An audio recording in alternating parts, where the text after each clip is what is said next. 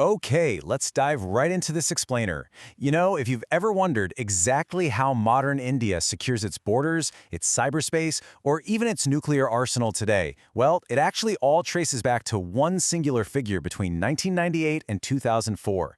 We're talking about a period when India completely, and I mean literally completely, overhauled its approach to global strategy. And sitting right at the absolute center of that massive transformation, Burjesh Mishra. To understand why he was so crucial, you got to put yourself in May of 1998. India is suddenly facing a massive existential crisis. Prime Minister Atal Bihari Vajpayee authorizes 5 underground nuclear tests in Pokhran. And man, the immediate fallout was intense. We're talking instant global isolation. Major players like the US and Japan slammed India with severe economic and technological sanctions. So practically overnight, India is trying to navigate this furious international backlash, all while desperately needing a real, robust security framework to handle its brand new status as a declared nuclear power. So here's our roadmap for today. First, we'll look at the first security architect himself. Then we'll dive into the nuclear shockwave, examine the new defense infrastructure, see how it all survived the Kargil crisis, explore the resulting strategic partnerships, and wrap up with his enduring legacy. Let's get right into it. Starting with Section 1, India's first security architect, Burjesh Mishra. Now, to really grasp his impact, you have to realize that the role of National Security Advisor, or NSA, didn't even exist in India before 1998. It was a brand new creation. Before that, security decisions were just handled by ad hoc cabinets, completely lacking a centralized advisor. So the NSA role was built specifically to fix that gaping hole, centralizing all that strategic decision-making into one incredibly powerful office. And Burjesh Mishra, who is this deeply seasoned diplomat with experience in Beijing and the UN, well, he was handpicked as the very first person to hold the title. But here is the really fascinating part. Mishra's true superpower was this dual-hat strategy. He wasn't just the NSA. He simultaneously held the role of principal secretary to the prime minister. That meant he could literally cut straight through all the usual bureaucratic red tape. He had the domestic authority to push through structural reforms and the foreign policy mandate to manage global crises at the exact same time. It was this unprecedented concentration of power that let him act incredibly fast. Moving to Section 2, the nuclear shockwave and isolation of the 1998 crisis. So going back to the absolute fury following those 1998 tests, a huge turning point was how Mishra and the Vajpayee administration managed it. They laid out a crystal-clear nuclear doctrine. The core of it?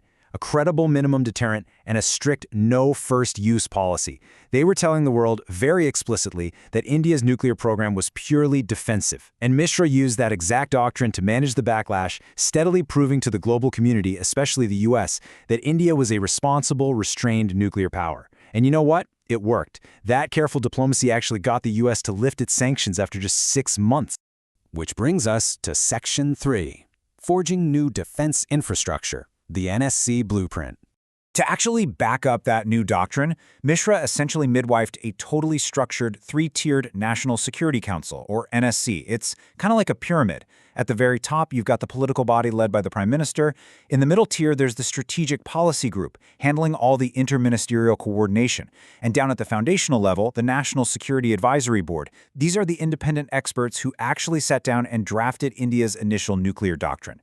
This whole structure completely replaced the old, fragmented system with a unified, streamlined command.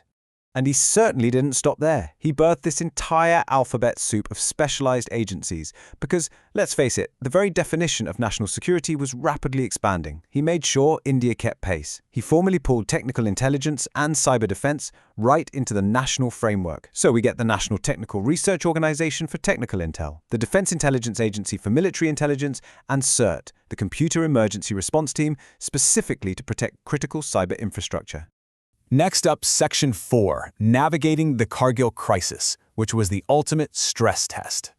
Talk about whiplash. Just think about the absolute sequence of events India went through here. First, revealing a new nuclear deterrent in May 1998.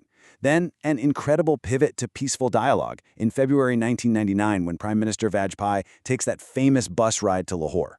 But then, just months later, in May 1999, they discover a massive unilateral incursion by Pakistani forces in Kargil.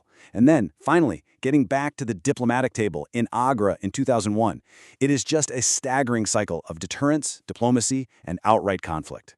During that Kargil conflict, Mishra's strategy was an absolute masterclass in balancing nuclear deterrence with peaceful engagement. He did this in 3 crucial steps.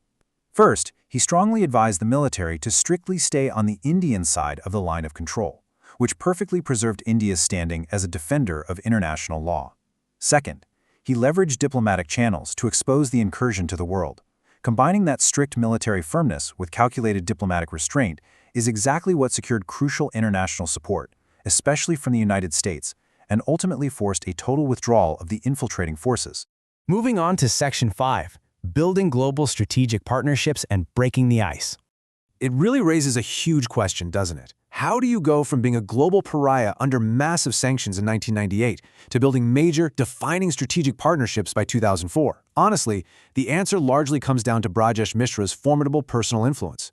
He personally knew so many of his counterparts in the US, Russia, and Europe, so he used his position as NSA to initiate direct, constant contact with other national security advisors. He completely bypassed the slow, traditional diplomatic channels to quickly build trust. And we can see exactly how he fostered those ties. He initiated the next steps in strategic partnership with the U.S., which quite literally laid the groundwork for modern Indo-U.S. civilian nuclear and defense cooperation. He also formalized security talks with Russia, leading to some massive economic and defense deals. And for the incredibly complex border dispute with China, he helped set up the Special Representative Mechanism, acting as India's main point person for high-level political talks with Beijing. Finally, Section 6, the architect's enduring legacy and a system transformed. You see, his legacy isn't just about putting out those immediate, fiery crises. It's about leaving behind a permanent, modernized institutional blueprint. Under his watch, India built a permanent civilian nuclear command infrastructure. He pushed through a major overhaul of the defense procurement policy to streamline how the military gets its gear. But maybe most importantly, he fundamentally shifted how India even understands national security. It was no longer just about borders and bullets anymore. Because of Mishra, the entire system was updated to recognize and protect against modern cyber, technological, and economic threats. I want to leave you with this final, truly provocative thought. It's actually a question that Brajesh Mishra himself wrestled with later in life. Because the National Security Council was set up by an executive order, it wasn't directly accountable to Parliament. Now, his dual-hat role allowed for lightning-fast, decisive action during massive crises, sure. But later on, he actually suggested that the very powerful NSA role he created should eventually be made accountable to the legislature.